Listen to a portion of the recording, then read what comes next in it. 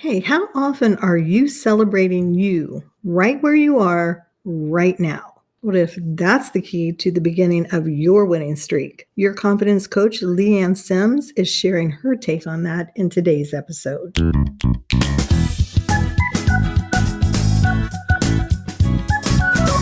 It's time for the Becoming a Profitable CEO podcast, and it's all about providing you with the tools to succeed on this ever-evolving business-building journey. My mission is to make sure you know you are not alone, that it is possible, and that you, yes, you, can do this. You matter. The world is a better place for having you in it, and your voice is needed. I'm Teresa Cleveland, and I believe that we can all make a difference, and that having a successful online business is one of the best ways to do that.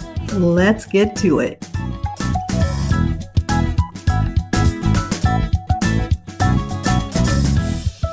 Hey, thanks for tuning in today. I am telling you, you are in for a real treat today. One of the best gifts that 2020 gave me was today's guest. LeeAnn's approach to life is infectious, and I'm telling you, her energy mixed with the real talk that she brings helps us all look at the possibilities of our best selves. Even if we're just getting together to have a catch-up call and see what's going on with both of us, I look forward to our conversations with so much anticipation because I know there's going to be so much laughter, fellowship, and she is just always present with whoever she's talking with. I'm so happy to be able to share her with you today. And before we get into the episode, I do want to mention that she's got a free workshop coming up this Saturday, April 17th, where she's sharing the same strategy that she's currently using to stop procrastinating so that she's able to fully utilize her strengths to tackle all the things that she doesn't like to do head on. I hope you will give yourself the gift of signing up for this free workshop. You can register at confidenceunlocked.com. All right, let me give you her bio so we can jump into our conversation. From size 24 to 6 and back again, she's been on that ride. Grinning from ear to ear, getting the next size down, she knows. Getting off a roller coaster because the buckle didn't fit, she knows that too. But she has found her inner diva, discipline, inspiration, victory, and acceptance. After losing at weight loss, she's flat out winning because she has learned that insecurities don't magically go away with the pounds on the scale. She's an author, size-inclusive wellness advocate, confidence coach, motivational speaker, and retreat host. She is the founder of the Fit and Fab accountability community, visionary of the Fit and Fab weekend, Mike's wife, and your next presenter, LeeAnn Sims. Hey, LeeAnn, it is so good to have you here today. Thanks for joining us. Thanks for having me, Teresa. It's an honor and a pleasure. I'm looking forward to our conversation. Absolutely. Let me ask before we get started, do you do word of the year? I did do a word of the year. My word this year is expansive. And for Nice. me, it's all about growth, expanding in every area of my life, mentally, spiritually, in my business, in my marriage, in my finances. So just expansion. Nice. I like it. Yeah. Yeah. What's your word? This year, my word is ready. And I Mm. love it because it's very open, and shortly after I chose it, I thought, oh, I need to start thinking about what I'm ready for. Mm. Right? But I That's do like true. that because it could be ready for this or ready for that, like dating and all of that. Like I have way too much going on in my life, so I'm definitely not ready for that. No okay Cupid for you to no Oh, smoking. no. No, ma'am. So at the end of the day, I just want to have peace and quiet. And if there was somebody there to talk to, Yes. it would be, I don't know. If it's the right person, I guess I wouldn't feel like it was just another thing that I had to do. So, Right. but I think since I'm in this space that I think that way about it, that I'm definitely not ready for that. Right. Well, LeeAnn, can you share with us something in your journey that helped you get to the other side? We all have these different walls we run into as we navigate our way through growing our businesses. Somebody that's listening could benefit from in your journey when they come up against it. Sure. Such a great question. And we chatted a little bit before, and there's probably 50 different stories I could probably share. For me, the biggest lesson for me was charging what I'm worth and knowing my worth, first of all. And also, I subscribe to the idea that no one can truly pay me my value because I always provide more value than what the investment is, for the products and services that I have. So when I focus on it like that, that gives me the confidence and the courage to charge what I know I'm worth. One example of that is several few years ago when I first started my business, and I started out by doing conferences and retreats. I love a party. I love bringing people together to educate, to inspire, all those things. I was doing these conferences, and girl, I wasn't making any money. I was the first year I spent more money than I made, but I loved it. People got great value out of it and left with some really good action items and inspiration. And I went to a conference for myself where I got some education and learning. And I asked the host, I said, I'm kind of at this pivotal point in my business where I'm not making any money yet. I love doing these things. It's kind of like my baby. I literally feel like I birthed it. I can't let it go. And she said, maybe it's not time. I literally cried, Teresa, and I took that away. But that next year, I put it to bed. And I took actually a 2-year break from doing those conferences so I could really hone in on, one, who is my ideal audience? What do they really need and want? And then how can I provide it in the way where I'm getting a benefit out of it too? And I'm not just kind of spinning my wheels and doing things for fun, right? I'm putting together parties, but that's not a business. Right. And so I put it to rest, and I spent a lot of time on focusing on my audience and building my list and doing smaller engagements and really getting to know them. And so the lesson in that was that third year, I brought it back, but I completely changed it. It wasn't the same way. I used to do a conference hundreds of people, big hotel, the whole thing. I ended up doing an intimate retreat or it could only fit 20 people, right? Renting out a small space, but I charged a premium for it. And it was, for me, it was the highest ticket item I'd ever put out there. So, for example, going from charging $75 for a ticket for a 2-day conference to $1,500, right? For me, that was a huge stretch, but I did the work to understand my audience, understood what they need. And I also built my own confidence to say, no, this is what I know I'm delivering, so it's worth it. And the right people will come to it. Sold it out, and I finally made money, but I also felt good because all that I poured into it, there was an exchange there. Right? And it wasn't just transactional. I knew what I was delivering was transformational. So the biggest lesson for me was I finally knew my worth, and I was confident enough to charge it. And I saw the value that other people receive from it too. And that's such a good point, because I always think, we hear charge your worth, and it's not our worth as our identity and who we are as a Yeah. person, because I think that really messes some people up sometimes, right? That's a good point. It is when you start to do that, and it's a little scary, and you get that thing in your stomach and you do it anyway. Yes. And just so everyone knows, you were doing a full-time gig during Yes. your 9 to 5 in addition to Absolutely. this. Yep. So Side hustling it. yes, ma'am. And so in that time, everybody needs to know, it doesn't always take 2 years. And that's the beauty of this, is it's your journey and you get to decide, right? Yeah. So in that time, was there something, what was it that was going on that said that you really thought, okay, I need to look at this, with a microscope and figure out these things? It came from investing in my own learning. I took a course on online marketing, right? I was new to the space, didn't really know about it. And really the course was about building a business, right? It was less about the social media. I thought I was doing it for social media, the course for social media, but it really was a blueprint, one of your words, around how to build a real business, right? And it helped me to really think about it in the same way that I would think about my 9 to 5, right? I have to look at P&L statements and consider my budget and all those things. So I started to look at myself and what I was offering as a business versus just a hobby or something fun to do or a nonprofit kind of venture. Nothing wrong with that, but that's not what I wanted to do. So that was one thing. I invested in learning, started looking at it as a real business and not just a hobby. And then I also invested in coaching. And so through coaching, I also was able to get a third party point of view into my business and what I was creating. creating. And my coach really helped me to kind of hone in on that. So I'm a huge proponent of coaching. If you all have not signed up to work with Teresa, please do, because the work that she's providing helps you to build the nuts and bolts for how to actually be a profitable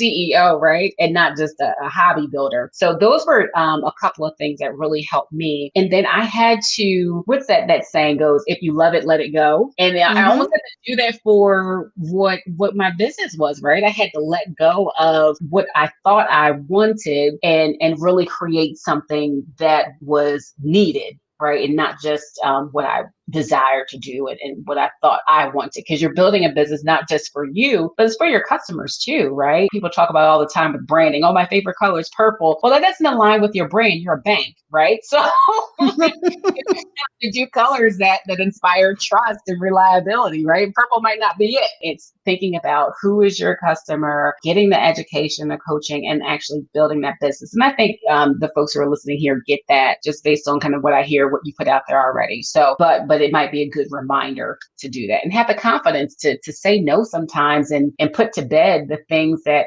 aren't working. On Shark Tank, who is it, Mr. Wonderful, has this thing where someone comes in with a dud, as he calls it, a dud idea. And he says, take it in the back and shoot it. You know? Sometimes you just gotta kill it and start over, get a new chicken, you know? So many good points in there. That's hilarious. I have not watched that in a while. But to what you're saying, and thank you for that. I think just so many times when it comes to coaching, we just have all kinds of thought processes around it, right? Like, do I really need somebody? I can Google it.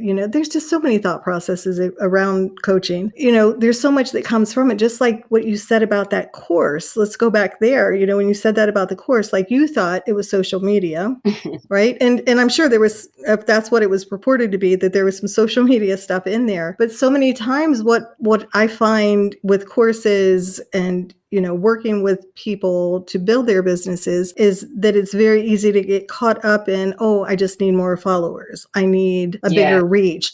Because of course, the more people I get in front of, then the more I'm going to be able to sell. The odds have to be in my favor. And so many times that's what it comes down to, though, is the foundation isn't there. And there's no shame in that. Like, you don't know what you don't know. So being able to look at it and build it. I love that you said that about looking at, treating it like a hobby versus a business. And I don't think that we intentionally think that. I don't think we intentionally say, oh, I'm going to try this and I'm going to have this little hobby. So the confidence in there, the wisdom or the knowledge, not knowing things, there's so many things that feed into that we don't treat it like a business, right? And when we don't have that confidence, then what happens? Then we're not out shouting it from the rooftops, because if we don't have confidence in it, then how can anybody else have confidence in it? Absolutely. And we don't want to tell anybody because, oh my God, what if they actually buy it and it sucks, right? So I don't want to be that girl. Yeah, there's just so much that comes through with coaching, with courses, wherever you are. If you don't know something, yes, Google's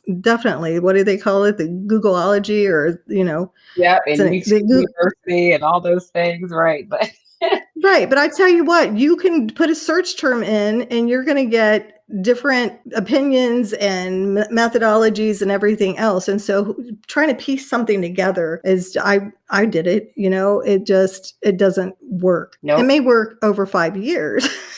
Right. But how long time do you have to waste? Right. Because I was just having that conversation with somebody today, because when you say it's a course and you think, maybe I can't afford to do that. And I want to say to that, there are definitely times in our path, in our journey, that we can't afford it. And that's okay. Yep. Because I've been there, right? Where it's like, my bank account doesn't lie. So I really don't like it when I hear course creators or program creators that say like, oh, you can't afford not to, right? Because you're sitting there looking at that bank account and right?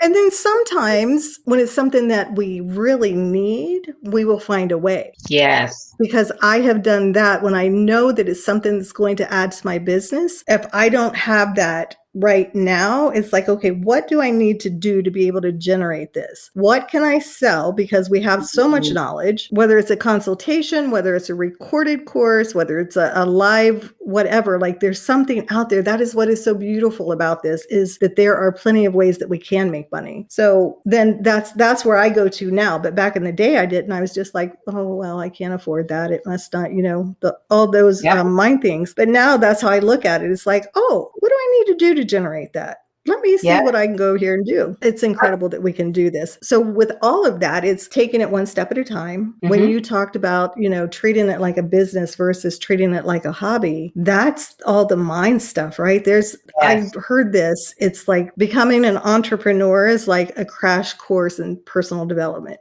I've heard that too. Oh my goodness. And Teresa, so a little bit more background about me. I grew up in a household of entrepreneurs. So my father has always been an entrepreneur. He may have had a 9 to 5 in my 38 years for, I don't know, maybe a couple of years if you add it all up together, but he's always been an entrepreneur. And my mother owned a couple of clothing boutiques, one for children and one for adults in the airport before having stores in the airports were popular. And so I've seen the ebbs and flows of entrepreneurship. I've seen months where we were living on top and months where we, could barely keep the lights on. And so I never wanted that life.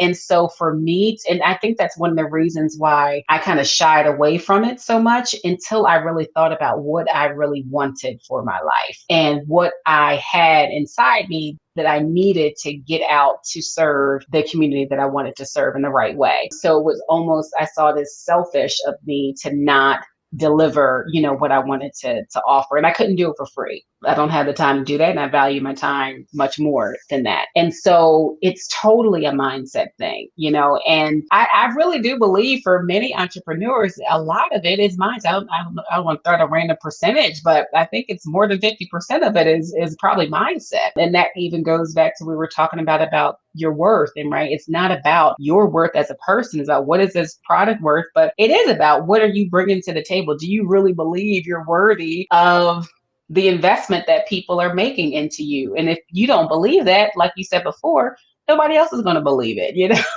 And think about the analogy so often of how many different breads are in the bread aisle, right? Because Yes. you can get caught up in this lurker mentality where you're like, well, Teresa does that already. I don't want to do that too. Well, Teresa is great, but that's one person, but there's 500 different bread brands and they're all doing great because you're still there in the supermarket. So you're providing it, you're doing it in a different way that someone can hear from you in a way that they can't hear from John Smith. I say that all the time. It's like you and I could say the same things, Hmm. and people are going to be able to hear it from you that can't hear it from me. And there are going to be people who are going to hear it the way that I say it in a way that they can't hear it from you.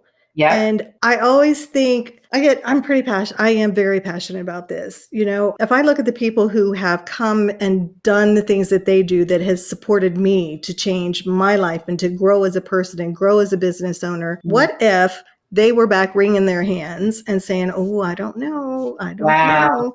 Yeah. Right. And so how dare you not go out and share the brilliance and the gifts that we have, because there Yeah. is somebody out there waiting to hear it.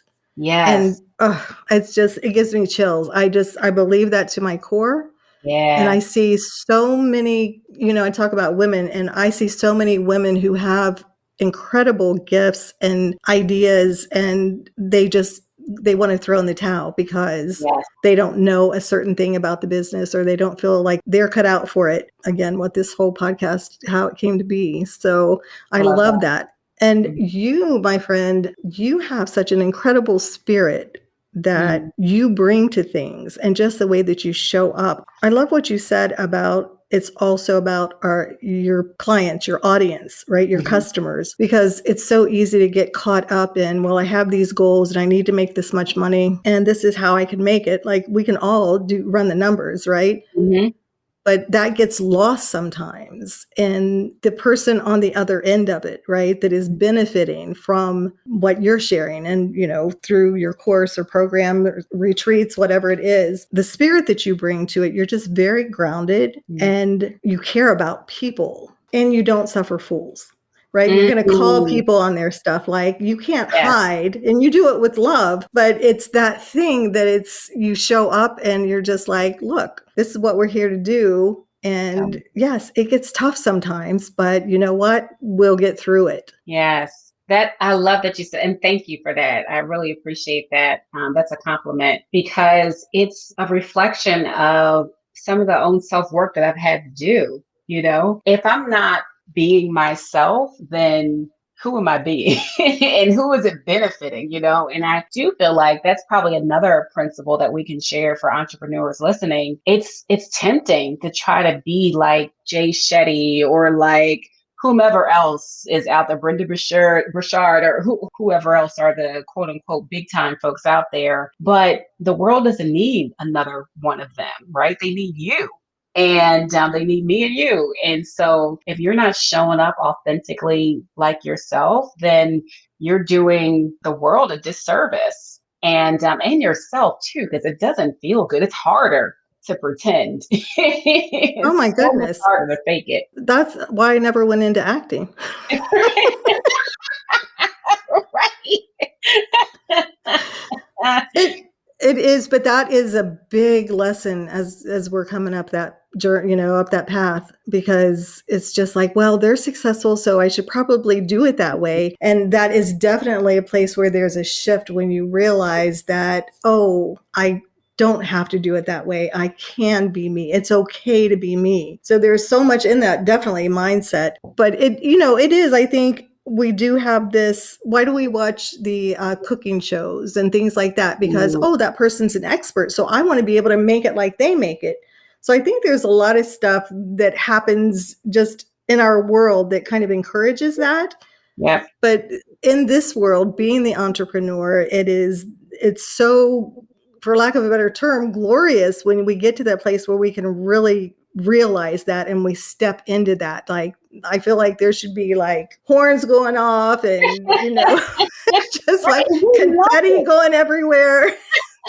People love when they see other people living out loud in who they are. It might make you feel uncomfortable if you're faking it, but it gives you hope and confidence that, oh, if they can be themselves and don't care what anybody thinks, then maybe I can do that too. Like it gives you hope and helps you to feel more confident in who you are. So it's a beautiful thing. It really is. It builds more trust with your clients as well. When they know you're fully showing up like who you are. And everybody has their days when you're not at 120% energy, but for the most part, showing up fully in who you are helps your clients build trust with you. And then if they build trust with you, they're going to spend their coin on you. Yes, ma'am. Yes, ma'am. You deal in confidence and the way that you show up. And I know that is your path in helping people become more confident in what they're doing. So share with us how you're helping people who are coming along their path in the world. Yeah, absolutely. So I am your confidence coach. That's what I call myself, and in the work that I do, I specifically work with women to help them to amplify their confidence so they can show up more boldly in their professional and in their personal lives. What I often see for women in particular, but for many people, there are certain goals and things that people want to achieve, but they've been procrastinating on it because they're afraid or don't believe that they can. And so often it's not about, are you capable of executing? It's, do you feel like you deserve it, or do you feel like you even can get there, right? It's a confidence issue. And I work with people who you would think are very confident, actually who are very confident in many areas of their lives. They're not people who are necessarily who you would see as a stereotypical person who you would think lacks confidence, maybe quiet or shy or more introverted or sheepish. No, these are people who are killing it in their professional lives often or in their personal lives. But there's usually that one thing that they've been wanting to do or one issue that they've been dealing with that they can't seem to get past. And oftentimes it has to do with self-worth. It has to do with whether or not they believe they deserve it or whether or not they believe they can. And I see this actually show up a lot for entrepreneurs, and especially in this online marketing world that we're in, because it's so prone to comparison, the comparison trap, and that, totally blows your confidence. And so my personal journey with it, it was tied to my well-being and my healthy lifestyle or lack thereof. I had, was almost 400 pounds. I had lost a ton of weight, lost 144 pounds, gained it all back publicly, was in essence and all these things, and gained all the weight back. I was one of the statistics. And then I decided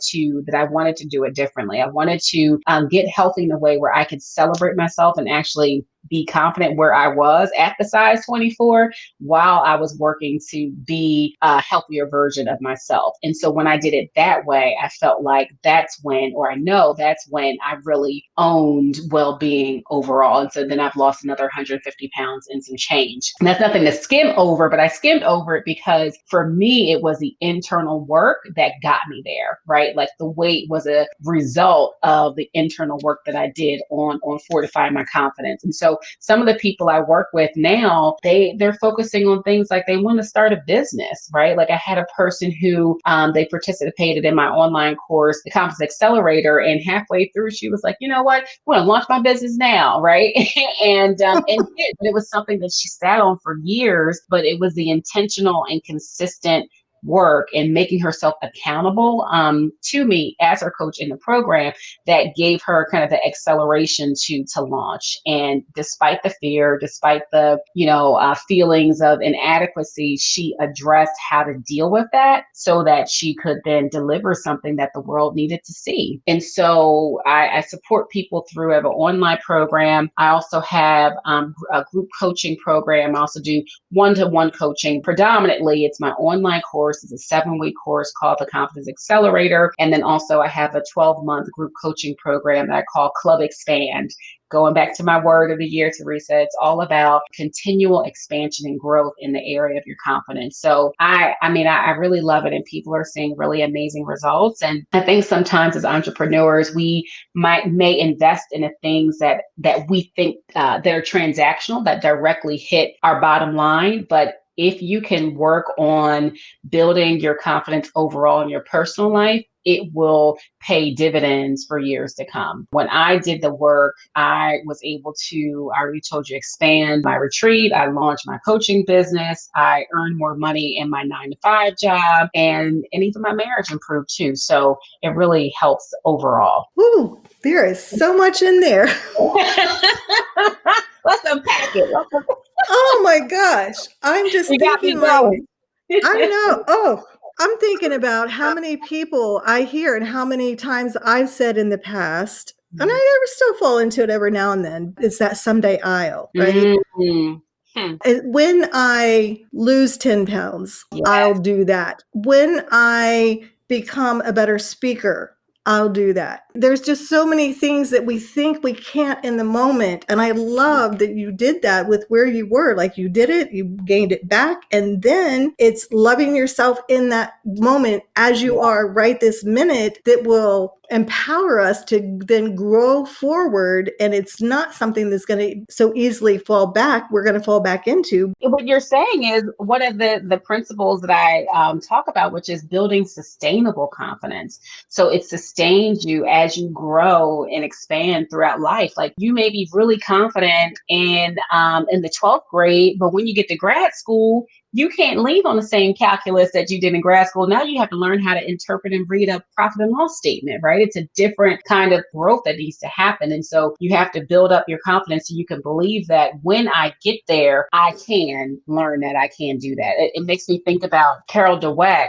who wrote the book Growth Mindset, which really changed the game for me. And where you have the ability to learn and grow, it's not like reaching one level ends there, but you can consistently grow and expand. Even our mind, our brains, they have elasticity where they can stretch and grow and build new pathways of thinking at any age. Embracing that about yourself will make you a better entrepreneur, will make you a better friend, will make you a better mother, mother, father, etc., because you're forever a student and you can do that. That's just it. It's who we become in that journey. Yes. Right? Because we think about it like, oh, I want to get to this level or that level. And it doesn't matter how many times we've grown like that. We don't always stop to take that into account. Like, there's going to be some tough times in this that I'm not even thinking about because I'm so excited about where I want to be that, we don't think about the times that the car breaks down and all the things along that journey. Who you become, though, in that journey is so incredible. It's such good stuff. It's the process that perfects. I didn't coin that, but I say it often. I got it from someone. It's the process that perfects. It's the end goal, but it's through that sausage making process that's messy and sticky and bloody and all those things that your character is built. However, I don't believe you have to go through all of that mess to learn. And that's why you need a coach. That's why you need mentors. That's why you need to continue to learn from other people, because you can learn through the process that they went through, right? And you can quickly get there without having to go through it yourself. Yes. When I'm talking with people, that's something that we definitely discuss because I believe that's why I want to do what I do. I found that for myself in life, personal and professional, that when I come upon something and then once I get to the end, I now look at it and I think, oh my gosh, I bet I'm going to meet somebody soon who needs this. Wow. Right? Yeah. So that's how I choose to look at it now. Maybe not immediately. Immediately I'm just like, oh my God, are you kidding me? That's how we grow. And so to help people avoid some of the pitfalls and to be able to help streamline the process, know though that in that process, and I guess here's where I see where it can be the uncomfortableness, is that you're going to have to stretch where you're at right now, where your comfort zone is. Yes. And you're probably going to have to do some things that you may not love in the moment, but once you might be because of fear or whatever, but it's like once you do that thing, you're like, oh my gosh, how on earth? Right. Why was that? Why was I fighting against that so much? So yeah. And sometimes we just don't know. And so somebody will tell us and we're like, oh my gosh, that's so simple, right? Because we're so close to our own stuff. I'll never forget when I first learned how to set up my email system, my CRM. I didn't know what the heck a CRM was, literally never heard of it, didn't know anything about email lists. And I went completely back to the basics with that course I took. And they taught you, oh, you need to get a PO box. You need an address, a physical address. Like it was so granular, but I needed every little bit of it because I knew nothing. And I remember it feeling so cumbersome, but I just took step by step by step. And now that's what kind of built the foundation for my business. Like it just seems so easy now, but because I went through that process, and gave myself some grace in the learning period. What you're saying is absolutely right. What seemed hard before, once you get over the other hump, it's like, that wasn't so bad. That wasn't so bad. And sometimes that's the cumbersomeness is exactly what it is. It's just like, oh my gosh, there's so much. I deal with metrics and all those kind of things. And when I'm doing it for other people, I love it. But when I have to sit down and fill out a spreadsheet myself, for me, it's still painful. It is still painful, so, and I have people that I work with that help me with that, but I was just talking about that earlier today. Like, I was watching a video on this financial thing and I'm like, oh my God, I'm starting to break out in a sweat, right? Because it seemed like all the things, but when I sit down and actually do it, it's like, you just plug in the numbers and we do that with so many things. We put it off. And then when we finally do it, it's like either, oh, wow, that wasn't so bad, or thank God that's over. And either one of those are good. Yeah, they're good. I'm doing a mini toolkit about overcoming procrastination. When I get it, I'll share it with you. You can share with your audience at some point. But that's exactly what it is. It's like the procrastination thing is less about not wanting to do the work. It's more about how you feel about your ability to do it. It's a self-confidence thing. You don't acknowledge it as that in many cases, but it's, I don't believe I can do it. I'm just going to keep putting it off. And hopefully I'll get, the energy or the focus to do it because I have to in that moment. That's how I live most of my life. And it's such a good thing to really stop and think about and ask yourself when you find yourself putting something off. Okay, look, Teresa, why? Why are you putting that off? What is it that you're scared of? What are you afraid you're going to find out? Right? There was a time where it was like, oh God, I didn't want to do my numbers because what if I find out I'm only making $2 an hour? You know? Right. And either way, you're still making $2 an hour. Exactly. And so, yes, so many things on this path that come up, and we do get to the other side, and it's just that, whew, I'm glad that's over. Or you get to share it with somebody else. Yeah. And that's something I think we all need to remember. I'm over 12 years in now and into this online space. I still have to remind myself sometimes, like, you don't have to learn this. There are people who do this. There are people who can teach you one-on-one. Because, with my quick start, it kills me to sit through 6 weeks of having stuff dripped out to me. I just give me the answer, right? Tell me what to do. And courses are great. Lord knows I've taken enough of them. And there's great value in them, especially depending on your learning style and all of that. With that, just remember when there's that thing that you just think is so insurmountable that there's 99% chance somebody out there who can teach you how to get through it and get to the other side. Yeah. Whether we want to look at it as holding our hands, or the accountability is tremendous with that. When you do work with someone one-on-one, that's, to me, is priceless. Let's switch gears. I know you have a quiz. Tell us about the quiz. We're going to put the link to it in the show notes. Okay, great. Yeah, I have a quiz. You can go to confidencequiz.com. It's a fun quiz to identify your confidence personality. It is, if your confidence were Beyonce's song, which song would it be? Who doesn't love Beyonce? It's at least familiar, but it's fun, and you'll get some very practical coaching tips on how to work on your confidence based on what the quiz spits out for you. So, and they'll also get you on my list. We can stay connected. I don't spam you, but I deliver good content and information when appropriate. Definitely connect with me that way and get some information. Well, I'm sure anybody who's listening would be shocked if they ended up getting spammed by you, because it's just not who you are. Not who I am. No, ma'am.